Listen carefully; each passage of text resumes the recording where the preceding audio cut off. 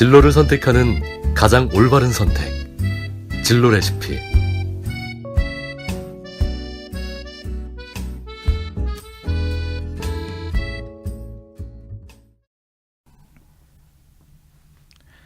안녕하세요. 진로 레시피입니다. 2015년 노벨 경제학상을 받은 앵거스 디턴 교수는 다음과 같은 말을 했습니다. 부유할수록 행복한 것은 아니다.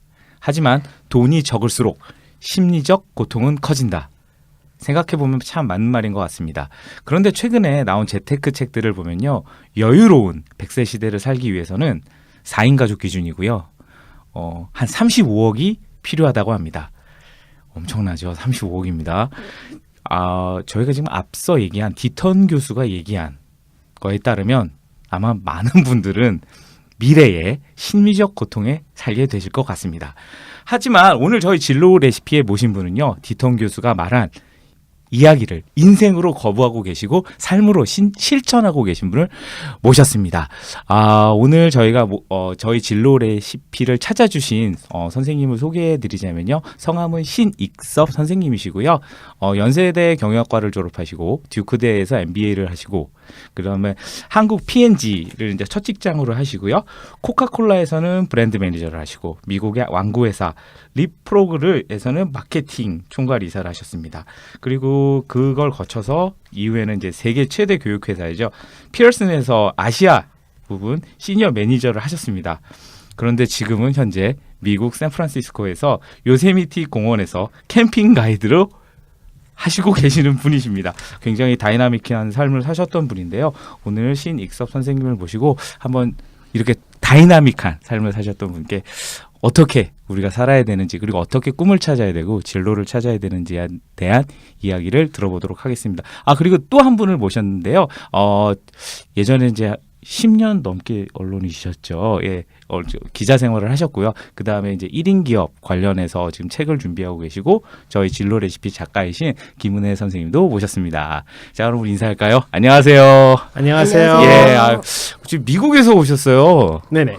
오신 지는 얼마나 되셨나요? 이번에는 한 지금 2달 정도 한국에 있었습니다. 근데 어디 미국이 그립진 않으세요? 미국에서 지금 삶을 대부분 터전이 그쪽에 계신 것 같은데. 예, 그렇긴 한데 한국도 삶이 참 다이나믹하잖아요. 예. 그래서 참 모처럼 이렇게 길게 있으면서 네네. 한국의 어떤 제가 전에는 느끼지 못했던 그런 재미있는 이런 것들도 많이 배우고 또 맛있는 것도 많이 먹고 좋았습니다. 그럼 저 미국에서 이제 좀 오래 계시다가 한국에 오셔서 이제 하시면 뭐가 제일 좀 맛있으세요? 딱 뭐 어떤 예. 다 맛있더라고요. 그래요? 네. 그럼 뭐 다 맛있다고 하니까 이야기를 또 생각나는 건 없으세요? 제가 이쪽 홍대 근처에 그 숙소를 정하고 있었는데요. 우연하게 그 후배가 소개해준 닭곰탕집이 있었어요. 근데 너무나 맛있었어요. 닭뼈 우린 거. 네, 그렇게 해가지고 몇 번을 먹으러 갔어요. 그래서 먹어도 그 질리지 않고 맛있더라고요.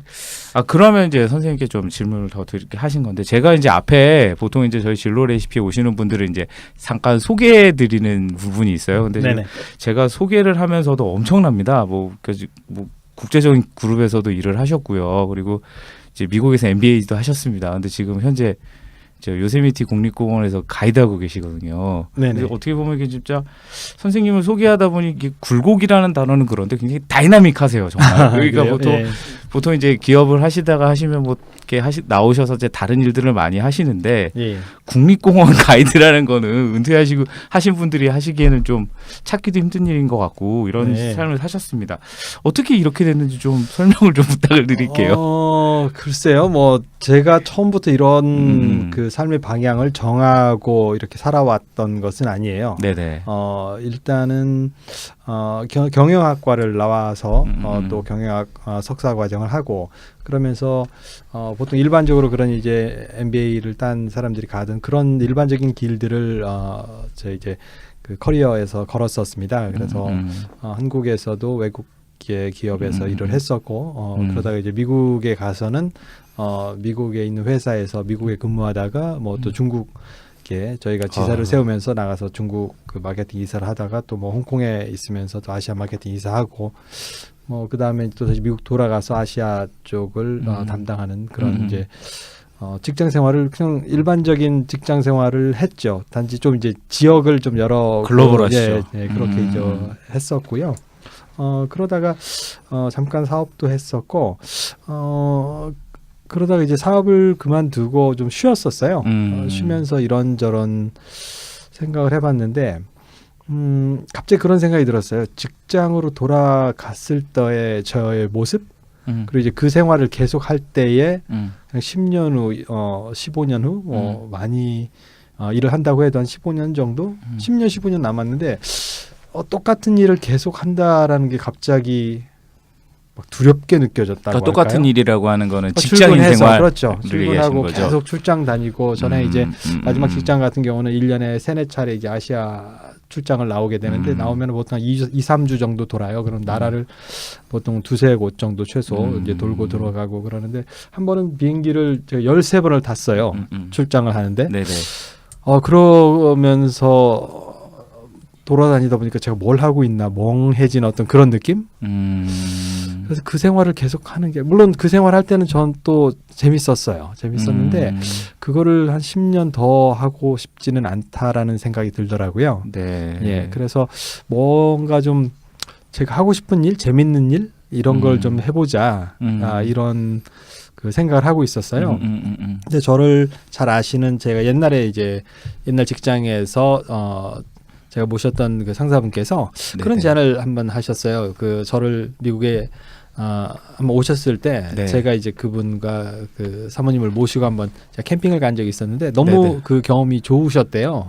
그러면서 그러니까 캠핑은 그냥 일로써 가신 거예요? 아니면 아니 그냥 그냥 이제 제가 여행으로? 예, 그냥 제가 같이? 원래 이제 캠핑을 네, 좋아해서 네. 조그만 캠핑카도 있고 그래가지고 모시고 갔었는데 그 경험이 너무 좋으셨다고 네네. 저한테 그 당신은 그런 쪽 일을 한번 해보면 좋지 않겠느냐 그렇게 권유를 하신 거예요. 그러면서 이렇게 뭐 사업 그 계획서를 하나 써봐라. 그러면 네네네네. 본인 아시는 분들을 이렇게 해서 네. 투자도 좀 해주시겠다. 뭐 이런 네. 말씀을 하셔서 그럼 한번 이런 쪽으로 좀 알아볼까? 이렇게 해서 뭐 사업 계획서 만들면서 이런 여행업의 어떤 그런 트렌드 같은 것도 보고 네네. 어떤 상품들이 있나 이런 것도 보고 그러다 보니까 저도 할 수 있겠는데 뭐 좀 이런 약간 우연치 않게 그렇게 시작을 하게 됐었습니다. 그러니까 지금 글로벌한 기업에서 이제 일을 하셨잖아요. 보통 이제 요즘 뭐 취업난이다 이런 게 많아서 하긴 한데 이제 글로벌 기업 같은 경우 요즘 같은 경우 입사도 많이 힘들고 이런 건데 네네. 거기를 다니시다가 이렇게 어떻게 우연치 않게 이제 어떤 한 분의 권유로 이제 그거를 캠핑 사업을 시작하시게 됐다는 말씀이신데. 예, 그 전에 이제 잠깐 교육 사업을 좀 했었고요. 그때 이제 해외 자본을 들여다가 미국에서 그 교육 사업을 했었는데 네네. 약간 그 사업에 좀 문제가 좀 있었어요. 투자 예, 받고 이런 쪽에서 문제가 생겨서 저희가 진행을 하다가 이제 중단을 하고 그러면서 쉬고 있던 중에 그런 제안을 받았던 거예요. 그래서 어떻게 보면 그것도 하나의 우연인지 필연인지 모르겠으나 그런 계기가 있었어요. 그래서 다시 한번 생각을 해보게 된 거죠. 저의 커리어 이렇게 지나온 길과 앞으로 나갈 길에 있어서 아마 제가 계속 직장 생활을 했으면 그런 생각을 못했을 것 같아요. 새로운 방향을 전혀 생각 못했을 것 같은데 그런 한번 어떤 중단이 있으면서 거기서 다시 한번 생각을 하게 되더라고요. 그래서 그때 이제 그런 식으로 방향을 재설정을 한 거죠. 네네. 그럼 이제 그 어쨌든 글로벌 기업을 다니셨는데 네네. 그 아까 이제 그 질문 연장선인데 이게 남들은 못 가서 안 다닌 곳이거든요. 네네. 근데 그만두실 때 안 아깝던가요? 아니면 좀 두렵거나 그런 건 없으셨어요? 그러니까 뭐 새로운 사업을 시작하실 때라든지. 그런 부분이 없다고 할 수는 없겠죠. 아무래도 네네네. 안정이라는 부분을 포기를 네네. 하고 그렇죠. 어떻게 보면은 이제 그거를 포기하고 이 정해지지 않은 어떤 네, 미지의 네. 세계로 나가는 거니까 네. 쉽게 말하면 달달이 통장에 들어오는 돈이 그렇죠. 끊기는 거니까. 그렇죠. 네네네. 그러긴 했는데 저는 직장 생활할 때도 즐겁게 했어요, 사실은. 뭐 출장 많이 다니고 이런 게 뭐 체력적으로 힘들 때도 있고 하긴 했지만 다니면서 또 그 각 나라에서 사람들 많이들 만나고 또 그 각 나라의 이제 지사에 있는 그 현지 직원들과 굉장히 많이 친해지고 지금도 여전히 연락하고 지내고 그런 분들 많은데 그래서 그건 그 나름대로의 어떤 즐거웠던 것 같고 저는 직장 생활할 때도 막 이게 막 지겹다 막 이러지는 않았어요. 그때는 그 직장 생활을 즐겼었고 또 새로운 어떤 기회가 주어졌을 때 이거는 어떨까? 이것도 나쁘지 않겠네? 뭐 이런 생각? 네. 그런 이제 그런 선택을 하시고 네. 이제 두렵기도 하셨지만 뭐 기대도 있으셨고 네네네. 그렇지만 그러면 이제 지금은 그러니까 예전에 어떤 뭐라 그럴까 좀 잘 나가던 직업인이셨는데 네네. 지금은 어떤 이제 관광 가이드를 예. 하시거든요. 예. 뭐 직업에 귀천은 없습니다만. 네네네. 지금 뭐 잃고 얻은 건 무엇이 있을까요? 잃고 얻은 거. 일단은 가이드로도 잘 나가고 있습니다. 이 겸손한 분들은 죄송합니다. 제 겸손한 분으로 죄송합니다. 했는데. 그건 아니고요. 예. 제가 가이드 생활 지금 한 1년 반 정도 했는데 물론 이제 여러 그 캐리고리가 있지만 제가 제 상품을 올리고 여행 오시는 분들을 이렇게 받는 어떤 그런 이제 여행 플랫폼이 있는데 거기서는 제가 샌프란시스코에서 1년 반 만에 제가 1위가 됐어요. 그래서 저희 1위? 예, 거의 특별하게 주어진 어떤 호칭도 받고 경쟁이라고 하면 또 안 지죠. 제가 뭐 경쟁을 하려고 했던 건 아니에요. 근데 그랬어요? 이제 저는 이제 제 커리어가 마케팅 쪽이었기 때문에 그걸 하면서 사람들이 어떤 걸 좋아할까 여기 오시는 분들이 그리고 제가 어떤 여행사에서 일을 배워가지고 이걸 한다고 했으면 막 기존에 하시던 분들이 하던 그런 방식대로 했을 건데 저는 그냥 제가 원래 여행을 좋아하고 제가 놀러 다니를 좋아했었기 때문에 캠핑을 좋아하고 그래서 어떤 그런 제가 제 친구들과 또는 제 뭐 친지들과 여행을 간다 이런 생각으로 성심껏 하고 또 그런 이제 프로그램도 잔잔한 이런 재미있는 프로그램들 또 감성적인 프로그램들 이런 것들을 점점점 붙여 나갔거든요. 네네. 그랬더니 되게 반응들이 좋으셨어요. 그래서 지금은 제가 하는 프로그램처럼 따라하시는 분들도 이제 나오고 2년도 안 됐는데. 네, 그렇게 와, 됐습니다. 대단하십니다. 그래서 무슨 제가 꼭 뭐 이거를 1등을 하겠다 이런 생각은 없고 저는 그냥 오시는 분들 제 능력 되는 한도 내에서 또 일부러 많이 예약을 받지도 않고요. 어느 정도 제가 할 수 있는 만큼 하고 예약이 차면 오시는 분들은 다른 분들 다 그냥 소개해드리고 이런 식으로 그냥 즐기면서 하니까 이게 반응이 좋았던 것 같아요. 그러면 이제 지금 저희가 이제 선생님을 모시게 된 게 저희가 이런 질문 드리려고 모신 거거든요. 하고 싶은 일과 네네. 잘하는 일을 네네. 두 개 다 하셨던 분이신 거예요. 맞나요, 제가? 그렇게 볼 수 있겠네요. 예. 커리어일 때도 저는 이제 마케팅 쪽을 했었는데 원래는 제가 또 학생 때는 미술을 했었어요. 그랬는데 예, 그 방향으로 이제 네네. 못 갔죠. 옛날엔 그런 말씀도 하지 무슨 쟁이 하면 굶어 죽는다. 그렇죠. 그래서 경영학과를 갔는데 경영학과에서도 그래도 그런 쪽과 관련된 마케팅 쪽을 일을 해서 광고나 뭐 홍보 이런 쪽들 하면서 네네. 그래도 뭐 100% 제가 원하는 길은 아니지만 가까운 길을 했었고 그리고 또 저는 사람 만나는 일을 되게 즐겼거든요. 그래서 출장들 다니면서도 아까도 말씀드렸지만 현지 직원들하고도 굉장히 많이 친해져서 지금도 연락들 하고 막 그러는데 그래서 여행이라는 것도 저 이제 또 좋아하기도 했고 그 다음에 사람 만나는 일을 즐기다 보니까 그 두 가지가 합쳐져서 제가 생각했던 것 이상으로 짧은 기간에 빨리 그 분야를 배우고 어떤 제 나름대로의 노하우를 만들어내고 또 그게 제가 또 하고 싶었던 일이었기도 했고요. 제가 여행을 원래 좋아했으니까 그래서 물론 일이긴 하지만 100% 일로 접근하지는 않고 있고요. 네네. 항상 새로운 사람과 여행을 떠난다 이런 느낌으로 그래서 하고 싶은 일이었는데 해보니까 또 잘하는 일이 되더라고요. 그러니까 선생님께서는 두 개를 다 해보셨는데, 네네. 그러니까 속히 말하는 네네. 돈 많이 버는 직장인도 네네. 해보셨고요. 예. 좋아하는 일을 예. 하는 자윤을 해보셨어요. 네네. 그런데 이게 청소년들도 그렇고 이게 학부모님도 그래요. 얘가 분명히 아까 말씀하신 것처럼 그림 그리고 살면 정말 행복할 것 같거든요.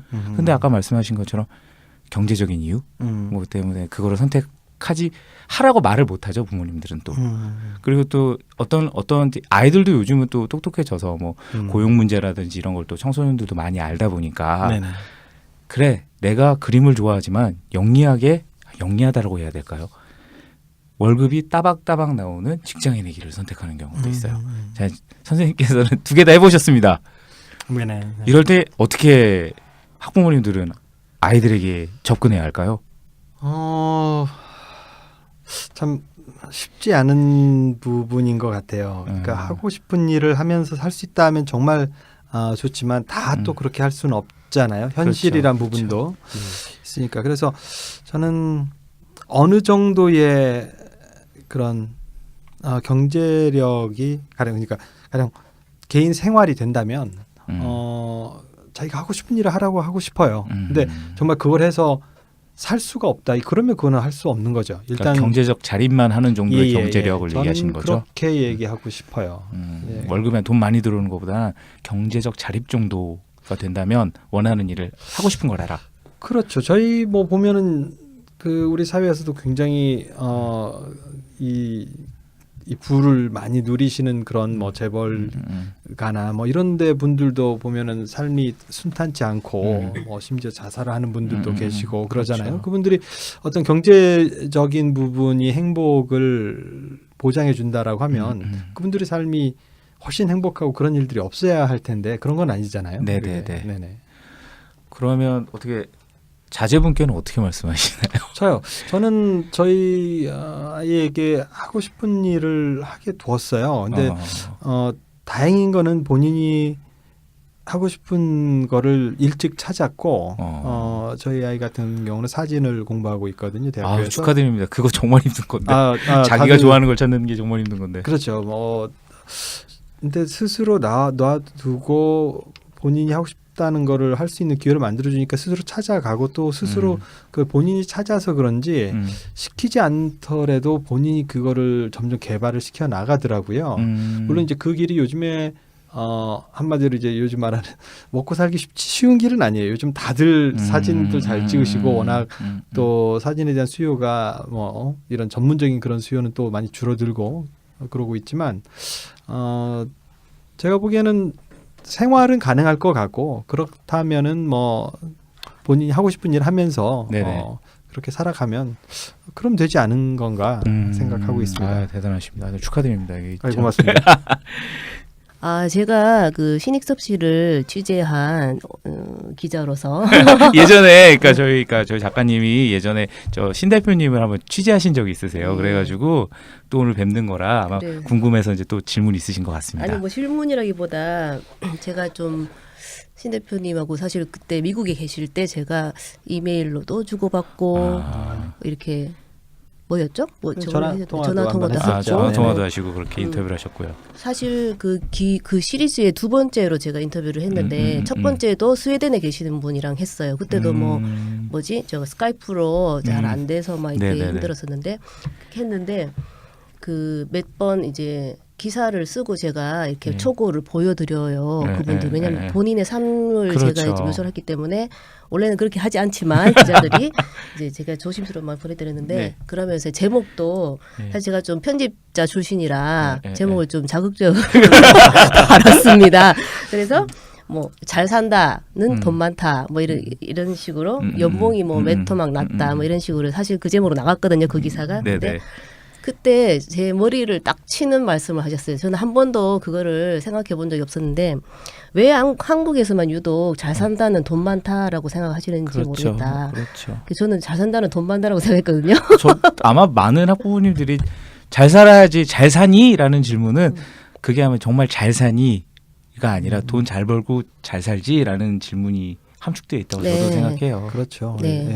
그러니까 한국 사회에서는 그렇잖아요. 막 가령 그 집 잘 산대 그러면 그 영어로 말하는 rich, 그러니까 부자라는 뜻이잖아요. 근데 잘 산다 그럼 good life, 좋은 의미 있는 삶, 어떤 행복한 삶을 얘기하는 게 아니라 경제적으로 부유한 삶을 우리는 잘 산다라고 표현을 하잖아요. 그렇죠. 그러니까 좀 저도 이제 해외에 오래 살면서 또 한국 살다가 뭐 미국, 중국, 뭐 홍콩 이렇게 살면서 느낀 게 물론 우리만 그런 건 아닙니다. 다른 나라도 분명히 그런 부분들이 있는데 유독 우리 사회에서는 그 부분에 대한 게 좀 강한 것 같아요. 그래서 왜 그럴까 이런 생각도 해봤는데 어떻게 보면 우리의 그 부모님 세대가 굉장히 이 전쟁 이후에 먹고 힘든 살기 세대, 힘들었죠. 예, 생존을 해야 됐기 때문에 그거에 대한 어떤 트라우마가 굉장히 강하게 남아 있어서 그 내 자녀들은 그런 고생을 안 하면 좋겠다. 어떤 그런 게 좀 영향을 준 것도 있지 않을까 그런 생각도 해보긴 했어요. 저도 뭐 이제 기성세대이지만 저도 거기서는 자유롭지 않은 것 같아요. 그러다 보니까 이게 뭐 트라우마까지는 아닌데 저도 저희가 굉장히 어린데도 그러니까 얘기를 하다 보니 나도 대물림하고 있구나라는 생각이 확실히 들었습니다. 근데 이걸 벗어날 수 있는 방법이 있을까요, 이게? 결국에는 가장 근본은 가치관의 변화가 먼저 생겨야 되는 것 같아요. 어떻게 보면, 그러니까 제가 이제 여행 오시는 분들하고 이렇게 이제 저는 소규모로 보통 이렇게 가니까 이런저런 얘기들 많이 이제 나누게 되는데 많이 오시는 분들이 이제 한 30대 정도의 직장인들이나 이런 분들이 많으세요. 그런데 네. 그런 분들 저도 직장 생활을 오래 해봤으니까 서로 이런 얘기들을 하는데 많은 분들이 그런 얘기를 해요. 지금 어디로 내가 가는지 모르겠다. 그러니까 기성세대 어르신 그러니까 어른들이 예, 그렇죠. 30대 뭐 그런 분들이 30대 중반 예를 평균적으로 한 뭐 그 정도 뭐 40대 초반 이런 분들이 좋은 직장 다니고 있고 뭐 싱글도 있고 뭐 결혼하신 분도 있고 하지만 자기 생활도 안정이 돼 있고 그랬는데 내가 뭐 어디로 가고 있는지 내가 뭘 하고 있는지 잘 모르겠다. 아침에 회사 출근을 하는데 기쁘지가 않다. 이런 말씀들을 하세요. 요즘 그러니까, 많죠. 예, 그러니까 자기의 길을 찾지 못한 거죠. 그 나이 되도록. 그러니까 학생 때는 굉장히 열심히 공부해서 소위 말하는 명문대학교에 가고 그렇게 해서 정말 요즘 그 힘들다는 취업을 했고 좋은 직장 다녀서 커리어도 어느 정도 이제 안정이 됐고 수입도 굉장히 많이 받고 있는데 거기서 갑자기 이제 회의감이 오는. 그렇죠. 그러니까 그런 분들께 제가 이제 드리는 말씀이 결국 이걸 통해서 어디로 가려고 뭘 이루려고 하는가. 그러니까 삶의 어떤 목적, 미션이 뭔가 그런 거 여쭤보면은 그런 거에 대해서 다들 굉장히 당황하세요. 없군요. 그러니까 나는 열심히 살았다지 왜? 아니면 어떤 방향을 향해서 열심히 살았나라는 부분은 이제까지 생각해 볼 그럴 기회가 없었던 거죠. 예, 그래서 그 얘기로 돌아가면 결국에는 이제 자기의 가치관, 어떤 삶을 살 것인가에 대한 그게 정의가 먼저 돼야. 그냥 나는 많은 부를 획득하는 그런 삶을 살겠다. 그거 나쁜 게 전혀 아니거든요. 꼭 돈이 없어야 좋고 무슨 뭐 청빈한 삶이고 그런 건 아니거든요. 돈을 정당한 방법으로 나는 열심히 일을 하고 내가 열심히 노력해서 어떤 부를 축적하고 뭐 그 부를 자기 후손에게 물려주었든 아니면 사회 사업을 하든 그래서 결코 나쁜 건 아닌데 부를 축적하려면은 축적하는 목적이 뭔가 그걸 통해서 어떤 의미를 찾으려고 하는 것인가. 내가 삶을 사는데 어떤 이런 일을 뭐 가이드 일을 하든 아니면 음악가 일을 하든 기자의 일을 하든 어떤 이런 팟캐스트를 하든 그걸 통해서 내가 이루려는 게 뭔가 그게 정해지면 그 다음에는 조금 뭐라고 할까 삶을 계획을 하는 게 훨씬 쉬워지는 것 같아요. 그리고 아이들에게 있어서 저희 아까 그 아이들 얘기했으니까 어떤 식으로 지도를 해야 될지도 그걸 바탕으로 아이의 그 목적 아이가 그 아이의 삶의 목적을 찾는 걸 도와주면 아이가 그걸 찾고 나면 그 다음에 그 길은 스스로도 얼마든지 찾아갈 수 있거든요. 네. 그럼 그 방법, 그러니까 지금 하는 거, 그 대명제라고 하는 거죠. 나는 어디로 가고 있느냐, 나의 미션, 그러니까 나의 삶의 목적은 무엇인가에 대해서 고민을 하는 법을 모를 수도 있잖아요.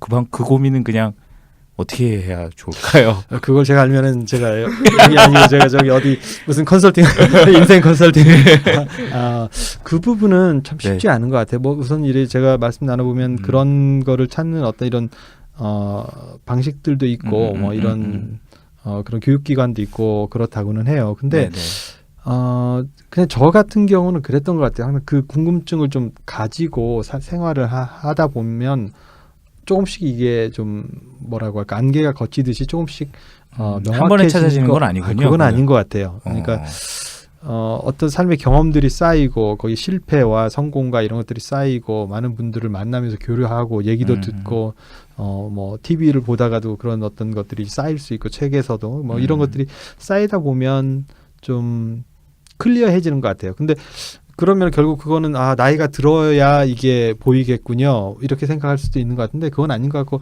어리면 어린 대로 가령 아까 뭐 난 부자가 되겠다. 그것도 하나의 목적이잖아요. 변할 수도 있는 거니까. 당연히 이게 변하겠죠. 아. 사람도 변하고 그 세대도 변하고 그러니까 환경이 변하니까.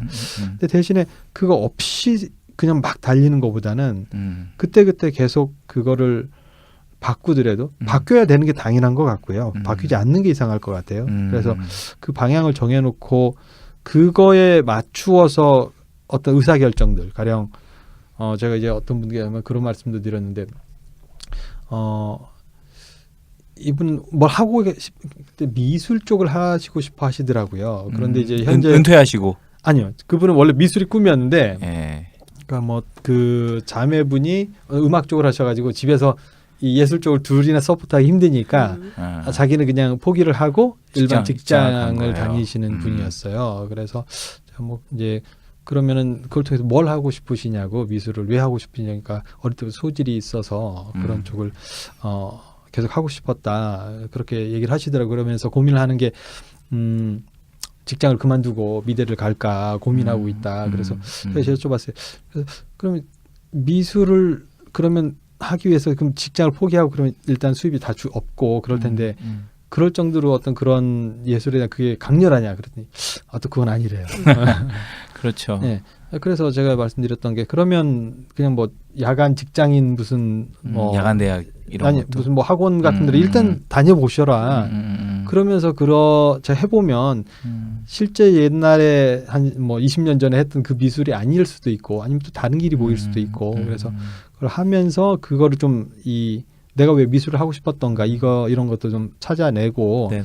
이제 그렇게 해서 제가 그런 말씀을 좀 이제 길게 드렸던 거 어떤 것이 있었냐면 그래서 만약에 당신이 미술을 해서 나는 어떤 그 예술가의 길을 가겠다라고 그 딱 정해지고 나면 나머지 결정이 쉬워진다. 가령 그분이 그때 미혼이셨는데 그럼 그 길을 가려고 하면 수입이 적을 테고 그러면 어떤 그 길에 전념하기 위해서는 가령 결혼이란 걸 해야 될까? 결혼하더라도 가령 아이를 낳아야 되는 걸까? 아니면 공부를 하려면 어디서 해야 될까? 뭐 이런 것들이 쭉 세워질 수 있잖아요.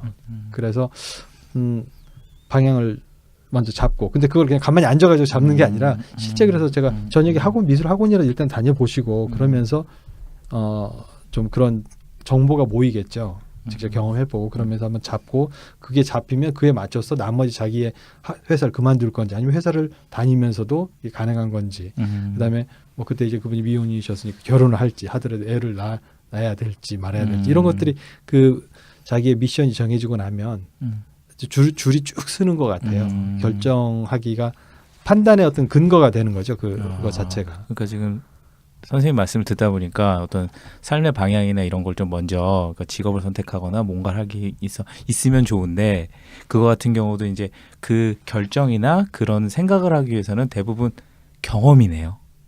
그렇죠. 경험을 통해서 변경될 수도 있고 바뀔 수도 있고 또 그 경험을 통해서 더 안개가 거치듯 명확하게 보일 수 있다. 그렇죠. 근데 경험은 꼭 어떤 실제적인 경험뿐만이 아니라 요즘 뭐 간접 경험도 많고 어떤 다른 분들의 이야기를 들을 수도 있는 그것도 간접적인 경험이겠지만 뭐 책을 통해서 그래서 그런 것들을 많이 어떤 그런 정보를 많이 습득하고 또 자기가 직접 경험해보고 이런 부분들이 참 중요한 것 같아요. 자기 스스로 하는 게 더 좋겠죠.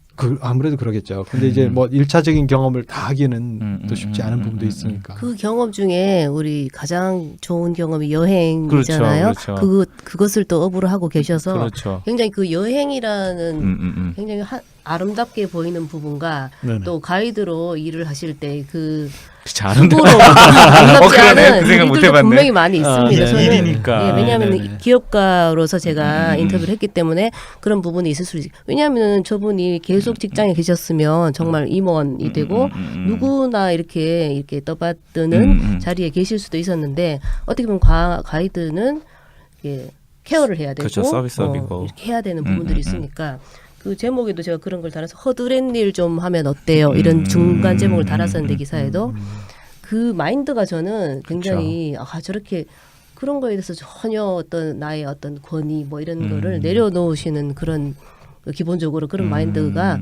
굉장히 저는 인상적이었고 그러니까요. 여행에 대해서 얘기를 좀 해봤으면 좋겠네요. 그러면 이제 여행 얘기를 좀 잠깐 할게요. 네네. 그러면 이제 경험이고 체험이고 중요하니까 여행이 좋은 점이 뭡니까? 생각을 다르게 할 수 있는 환경을 만들어주는 것 같아요. 그러니까 우리가 익숙해져 있는 일상에서 벗어난다라는 거. 그러니까 항상 내가 똑같이 출근하는 길로 출근을 하고 똑같은 사람들을 만나서 똑같은 일을 하다 보면 그 똑같은 생각을 하게 되는 것 같아요. 근데 그 여행을 떠나게 되면 내가 익숙해진 것들로부터 떠나게 되는 거잖아요. 그리고 익숙지 않은 사람들을 만나서 또 때로는 익숙지 않은 새로운 문화 속에 들어가서 내가 모르는 사람을 만나서 내가 평소에 나누던 대화가 아닌 새로운 주제를 가지고 대화를 하다 보면 나의 삶을 바라보는 어떤 그 관점을 좀 바꿔서 다른 방향에서 바라볼 수 있는 것 같아요.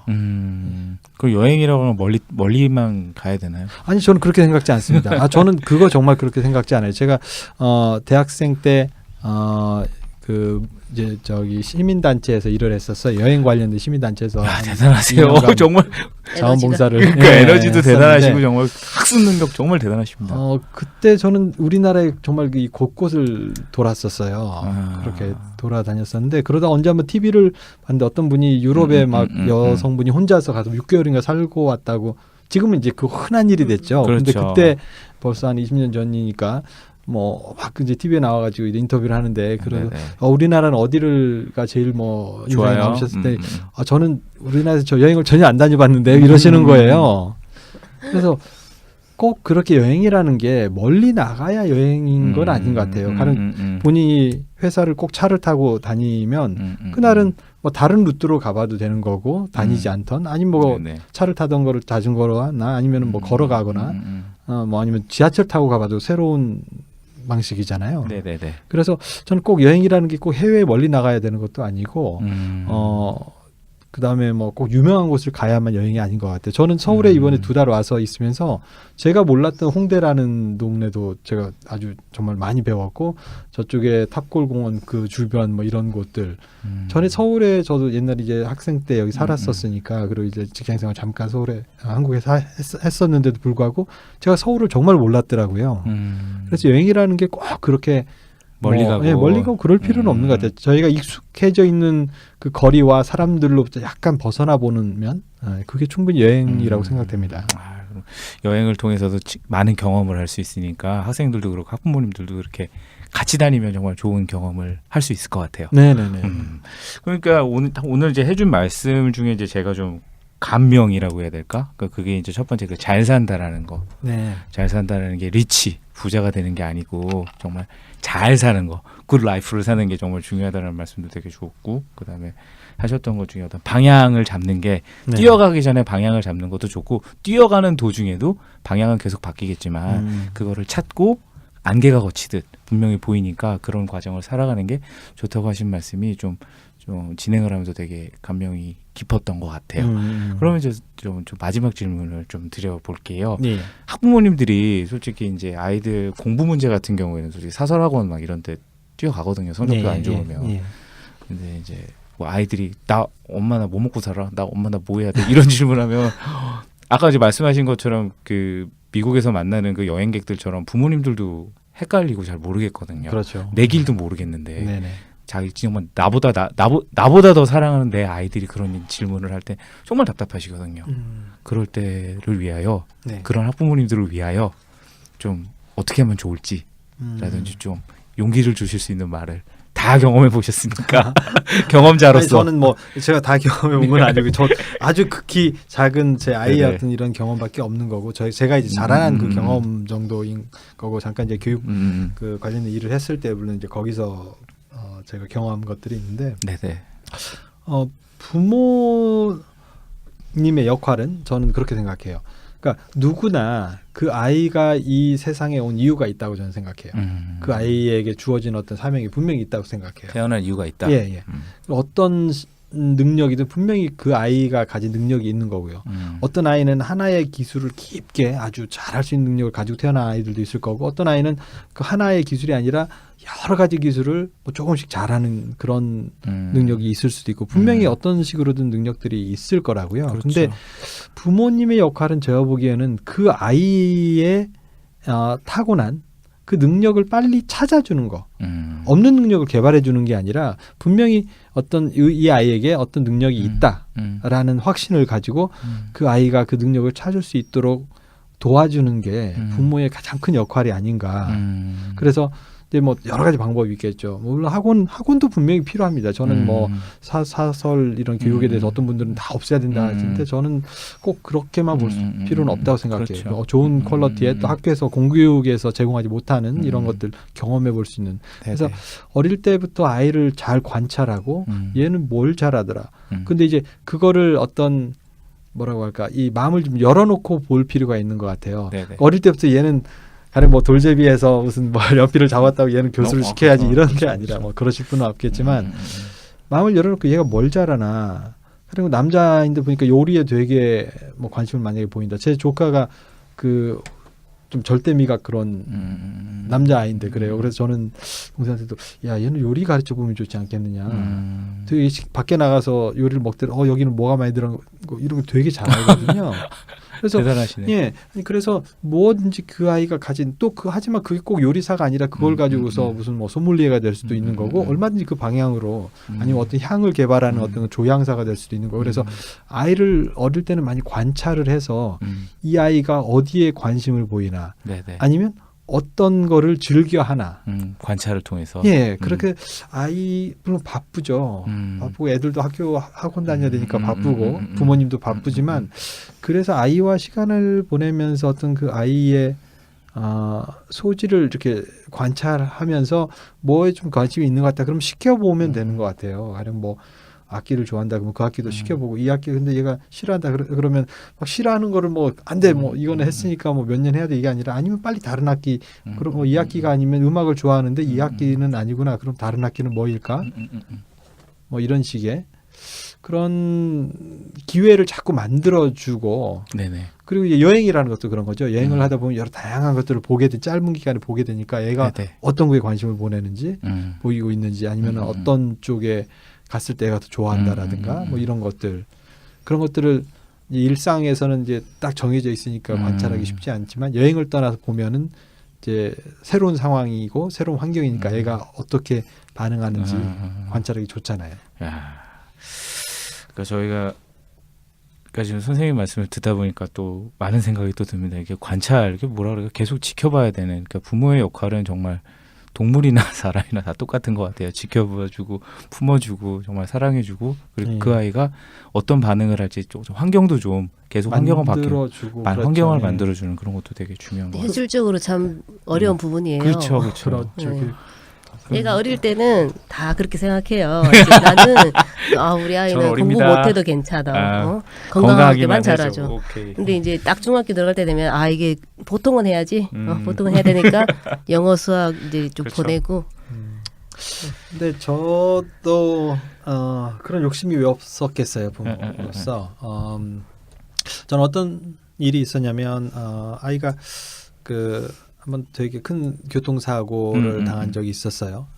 그래서 응급실에 실려갔고 저도 막 이제 경찰에서 연락 받아가지고 그 가서 이제 보호자 대기실에서 기다리면서 그때 그런 생각이 들더라고요.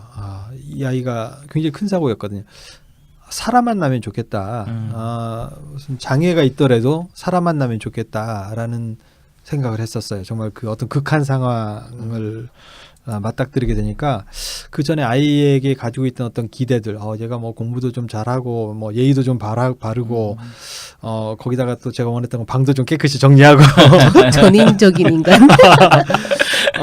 근데 그게 아무런 필요가 없다라는 생각이 들더라고요. 그 아이의 생명이 이제 위중한 상황이 되니까 얘가 건강하든 말든 뭘 공부를 잘 하든 말든 아니 심지어 착하든 악하든 이런 것까지도 다 내려놓게 되더라고요. 그냥 살아있는 자체가 제가 원하는 딱 단 한 가지가 되는 순간이 있더라고요. 그래서 아이를 그렇게 놓고 보면 아이가 어떤 하기 싫은 일을 막 시켜가지고 이것도 공부도 중간은 가야지. 아니 그러면 밑에 애들도 중간 못 가는 애들이 50%인데 그렇잖아요. 그래서 그런 어떤 아이에게 막 기대를 가지고 아이를 이렇게 압박했을 때 그 아이가 행복할까?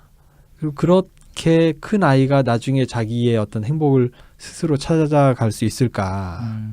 좀 그런 생각을 하게 됐어요. 저는 저에게 있어서는 그 경험이 굉장히 컸어요. 그 뒤로는 굉장히 제가 좀 많이 저도 그 욕심 많은 부모의 그 욕심을 내려놓고 나니까 오히려 아이와의 관계도 더 좋아지고 아이도 자기의 길을 더 빨리 찾아가더라고요. 아유, 또 그런 또 경험이 아프긴 하지만 또 부모를 성숙하게 하는 예, 과정이 저도 그렇고 아이도 성숙해지고 그러니까 그렇게 놓고 보면 어떨까 싶어요. 제가 어떤 의사결정을 할 때 그런 방법을 쓰는데 제가 딱 사는 날이 한 달 남았다 하면 이거를 할까 말까 뭐 이런 어떤 극단의 상황을 가정해 놓고 판단을 해요. 근데 그럴 것 같아요. 우리 아이가 그냥 정말 한 달 남을 수도 있잖아요. 저는 그 아이가 정말 죽음 앞에까지 다가선 순간에 가봤으니까 그랬을 때 이 아이에게 내가 뭘 기대할 것인가? 그래도 오늘 학원을 보낼 것인가? 물론 참 쉽지 않은 거긴 해요. 그렇죠. 가정 자체도 섬뜩하죠. 솔직히. 그렇죠. 그렇게 했을 때 애가 그럼 학원도 안 다니고 학교도 제대로 학교 가기 싫다고 하는데 그럼 학교를 보내지 말아야 돼? 뭐 이거 참 쉽지 않은 문제긴 하죠. 하지만 그런 거를 기준으로 놓고 한 번씩 생각을 해볼 필요는 있는 것 같아요. 아이가 정말 싫어하는 일인데도 너 그래도 대학은 가야 되니까 이걸 해야 돼 하고 아이에 그렇게 어떤 일을 시킨다거나 어떤 압박을 줄 필요가 있을까? 예. 그런 가정을 하면 모든 부모님들이 참 겸허해지죠. 겸허해지죠. 저도 뭐 저 같은 경우도 뭐 대부분 아이가 저희는 이렇게 아이 뭐 이런 얘기 많이 아이 들쳐갖고 응급실 뛰어가 보면 가슴 막 울컹울컹하면서 움직이는 게 있잖아요. 마음속 그렇죠. 어딘가에서 그런 생각하면 정말 건강하기만 잘하길 바라지만 또 세상에 나오면 또 그런 생각이 또 사라지는. 그러니까 건강한 게 그러니까. 육체적으로 건강하고 네네. 정신적으로도 건강하고 감성적으로도 그렇죠. 건강해야 되는데 우리는 거기서 말하는 거는 육체는 건강하면 정신적으로는 아무리 피폐해도 그 건강은 잘 생각 안 는 경우도 많은 것 같아요. 맞아요. 예. 그런 생각 그렇죠. 저도 생각 안 했던 것 같네요. 또 얘기를 하다 보니까. 그 얼마 전에 제가 정확한 건 모르겠는데 직장인들 조사했나? 그 뭐 4명 중 1명이 약간 우울증이 있고 물론 뭐 우리나라만 그렇다고 할 수는 없지만 자살률이나 뭐 이런 여러 가지 봤을 때 굉장히 우리나라는 그 정신적인 문제, 심리적인 문제에 대해서 굉장히 어릴 때부터 깊숙이 들여다보지 않는 그러니까 부모도 그렇게 애써 그냥 외면하고 그건 각자 알아서 해야 될 문제지 뭐 이런 게 사회가 어떻게 돌보려고 생각 안 하는 그런 드러내놓고 이제 안 하는 분위기가 있는 것 같아요. 그게 커서도 굉장히 심각한 문제가 되는 것 같아요. 그렇죠. 이렇게 뭐 몸의 건강뿐만 아니라 정신적 건강이 아니라 그 마음의 건강 이런 부분도 정말 저희가 좀 아이들하고 소통하면서 많이 지켜봐야 될 문제인 것 같습니다. 아 오늘 좀 긴 시간 저 선생님께서 나오셔가지고 너무나 좋은 말씀 해주셔서 정말 너무너무 감사드립니다. 아까도 말씀드렸는데요. 여러분은 잘 살고 계십니까? 여러분들 잘 사시고 우리 아이들, 우리 미래 그러니까 대한민국을 짊어지고 갈 우리 아이들의 미래도 정말 잘 살길 바랍니다. 그 잘 사는 게 돈일 수도 있고요. 나쁜 거 아닙니다. 그리고 행복일 수 있고요. 어떤 친구에게 즐거움일 수도 있을 것 같습니다. 그 길을 잘 찾아가고 그 길을 잘 찾을 수 있도록 저희 부모들이 환경을 만들어주고 관찰하고 아이들과 소통하면서 그 길에 대해서 아이들에게 알려주는 그런 길을 갈 수 있도록 저희 진로 레시피도 많은 노력을 하겠습니다. 행복을 찾아 나서는 그리고 잘 살기를 위해 노력하는 청소년과 부모님들을 저희 진로 레시피가 응원합니다. 감사합니다. 진로 레시피였습니다.